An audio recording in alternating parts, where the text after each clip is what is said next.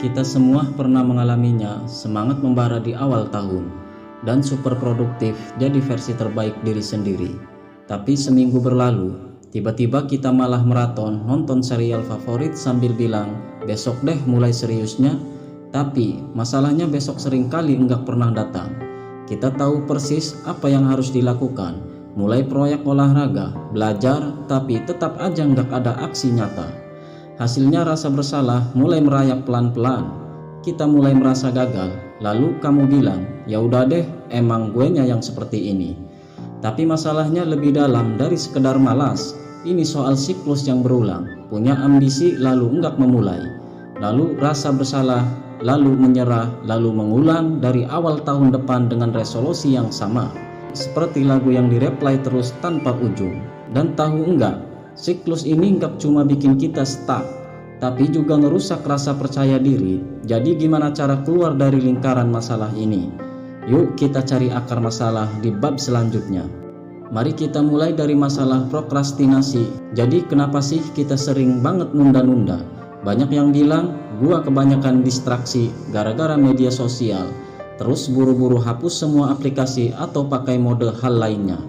Tapi masalahnya selesai juga enggak. Prokrastinasi itu ibarat es gunung. Distraksi cuma yang kelihatan di permukaan, tapi di bawahnya ada raksasa bernama inersia. Inersia ini konsep fisika sederhana, benda cenderung yang terus berdiam saja kalau enggak ada yang dorong. Nah, otak kita ternyata sama persis kita diam. Males mulai karena tugas yang kelihatan gede jadi terasa berat banget buat dijalani. Intinya, inersia itu bikin kita ngerasa tugas itu seperti gunung yang tinggi. Padahal kalau mulai dari langkah kecil, gunung itu nggak setinggi yang dibayangkan. Gimana cara ngatasinya? Dan mari kita cari solusinya. Tahukah Anda inersia? Itulah yang bikin kita stuck. Tapi gimana cara melawannya? Jawabannya, mulailah dari langkah kecil, dan karena bagian tersulit dari segala aktivitas itu bukan ngerjainnya, tapi untuk memulainya. Ibarat mau lari pagi, tantangan terberat itu bukan larinya, tapi bangun dari tidur nyenyakmu. Jadi triknya bikinlah target sekecil-kecilnya sampai otakmu enggak bisa menolaknya. Misalnya mau menulis esai, tulislah 50 kata aja dulu. Mau olahraga, gerakin badan 5 menit aja. Mau beres-beres, bersihin satu sudut meja saja. Ketika targetnya kecil, otak enggak merasa terintimidasi, bahkan seringnya begitu mulai malah keterusan. Dan tanpa kita sadari, kita akan melanjutkan hal-hal yang besar sedikit demi sedikit.